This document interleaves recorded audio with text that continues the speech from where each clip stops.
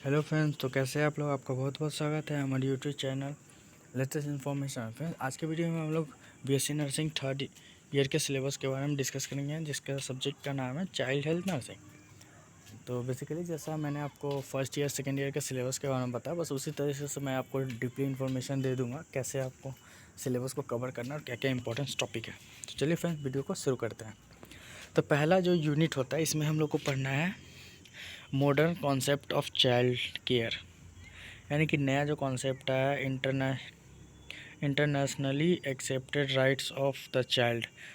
इसमें होगा आपको कि जो इंटरनेशनली जो हम लोग के चाइल्ड है, जो बच्चों को जो एक्ट है और उनके जो मतलब राइट्स है, उनको पढ़ना होगा। नेशनल पॉलिसी इसके बारे में पढ़ना होगा। जो चाइल्ड हेल्थ एंड वेलफेयर जो नए लाए होंगे उनके बारे में पढ़ना हो। नेशनल प्रोग्राम जो बस बेसिकली जान लो फर्स्ट यूनिट में आपको जो चाइल्ड हेल्थ केयर के बारे में, चाइल्ड के बारे में जो रूल एंड रेगुलेशन जो हमारे गवर्नमेंट के द्वारा या इंटरनेशनली WHO हो गया, हेल्थ एंड वेलफेयर के द्वारा प्रोवाइड कराया गया, उसके गाइडलाइंस को पढ़ना होगा। ठीक है। चाइल्ड मोबिलिटी, ये सब difference between the child and adult, ये इंपॉर्टेंट है, आप ध्यान रखना। Hospital environment and the sick child ये पढ़ना होगा। Impact of hospitalisation on the child and families, ये सब टॉपिक आपको पढ़ने होंगे। ठीक है। फिर सेकेंड यूनिट में आते हैं द हेल्दी चाइल्ड। इसमें principle and growth and development, कि बच्चों का ग्रोथ कैसे होगा, क्या होगा। Fact affecting the growth and development, मतलब कौन सा ऐसा कारण जिससे बच्चों की ग्रोथ नहीं होती, उसको कैसे डेवलप करना है, क्या करना है। इसमें ये पढ़ना है। Growth and development of the birth to adolescence, इसको आपको पढ़ना है। The need of a normal child through the stage of development and parental guidance, बच्चे को क्या पेरेंटल गाइड्स प्रोवाइड करना चाहिए। जब वो बच्चा हो तो उसको क्या मतलब कि कैसा उसको ट्रीट करना चाहिए, ये सब चीज़ आपको पढ़ाया जाएगा। बेबी फ्रेंडली हॉस्पिटल कॉन्सेप्ट, इसमें होता है कि बच्चे को एकदम फ्रेंडली मतलब हॉस्पिटल में अगर बच्चा एडमिट है, वो मतलब बीमार है या कुछ भी है, तो उसको एज ए फ्रेंडली एकदम बहुत अच्छे से ट्रीट करना, उसके कॉन्सेप्ट के बारे में आपको इसमें बताया गया होगा। ठीक है। फिर थर्ड यूनिट में आता है nursing care of neonate. Neonate क्या होता है, बस आप ये ध्यान रखना। फिर वही उसका सेम चीज़ है। Nursing care of a normal newborn baby को कैसे केयर करना है, ये आपको देखना है।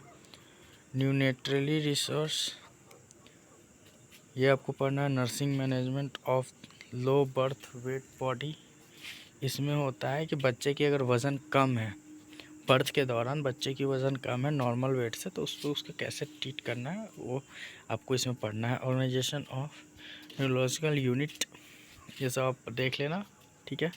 फिर फोर्थ यूनिट में आता है inter guidance management of neutral and child illness, IMNCI, इसको आप पढ़ लेना क्योंकि ये इम्पोर्टेंट हो सकता है हमारे लिए और आने हमारे एग्ज़ाम के लिए ये मोस्ट इम्पॉर्टेंट है, इसको आप ध्यान दे देना। ठीक है। फिफ्थ यूनिट में आता है nursing management of common childhood disease. तो जो कॉमन डिजीज़ होते हैं, जब बर्थ के दौरान होते हैं या फिर जब तक बच्चे एडल्ट नहीं हो जाते, उनको जो कॉमन डिजीज़ होते हैं उसके बारे में आपको उसके प्रिकॉशंस और वही साइनिंग सिम्टम्स और मतलब उसके ट्रीटमेंट्स को एनालिसिस कैसे करना है। डिसऑर्डर ऑफ स्किन आई, जो मतलब बच्चे को रैशेस हो जाते हैं, तो ये सब चीज़ के बारे में आपको इसमें कॉन्सेप्ट पढ़ना है कि इनको कैसे ट्रीट किया जाएगा और इसको मतलब प्रोसेस क्या है इनको, क्योंकि एडल्ट से अलग प्रोसेस होता है चाइल्ड का, उसका मतलब कि ट्रीट करने का उसका मैनेजमेंट अलग होता है, उनके ट्रीटमेंट अलग होते हैं। ठीक है। फिर लास्ट यूनिट है हम लोग का सिक्स यूनिट, जिसमें management and behavioural and social problem in child, जिसमें management of common behavioural disorder पढ़ना है।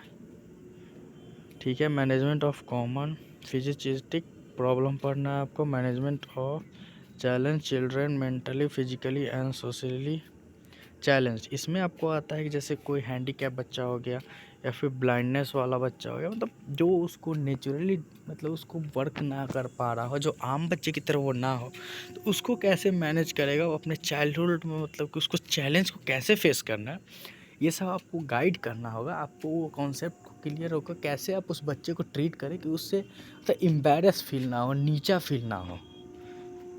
चाइल्ड गाइडेंस को आपको पढ़ना होगा, क्लिनिक में कैसे चाइल्ड को गाइड करेंगे। और बस इसके प्रैक्टिकल में ये है कि आपने जो जो थ्योरी पढ़ा है बस उसको बच्चे पे इम्प्लीमेंट, मतलब बच्चे पे इम्प्लीमेंट नहीं, जैसे उनको ट्रीट करके उन पे आप इम्प्लीमेंट करोगे कि बच्चे को गाइडेंस कैसे दूँ, फर्स्ट स्टेप क्या फॉलो करूँ बर्थ के समय, उसके न्यूट्रिएंट्स का ध्यान रखूँ, ये सब चीज़ नर्सिंग रिस्पॉन्सिबिलिटी में आती है, तो आप इसका ध्यान रखना। और इससे प्रैक्टिकल आपको कर दे में यही सब होगा।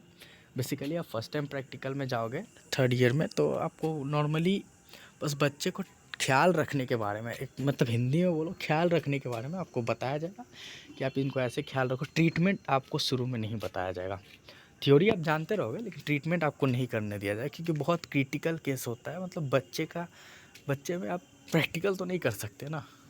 ट्रेनिंग में क्या करते हैं हम लोग, मैं भी जानता हूँ, आप लोग भी जानते हैं, ट्रेनिंग में हम लोग ऑब्ज़र्व करते हैं और कुछ सीखने के बाद ही पेशेंट पे इम्प्लीमेंट करते हैं। और यहाँ बच्चे पे डायरेक्ट इम्प्लीमेंट कोई नहीं करने देगा, चाहे आप खुद नहीं कर पाओगे, क्योंकि आपको खुद डर लगेगा, क्योंकि बच्चे में और एडल्ट में बहुत डिफरेंस होता है।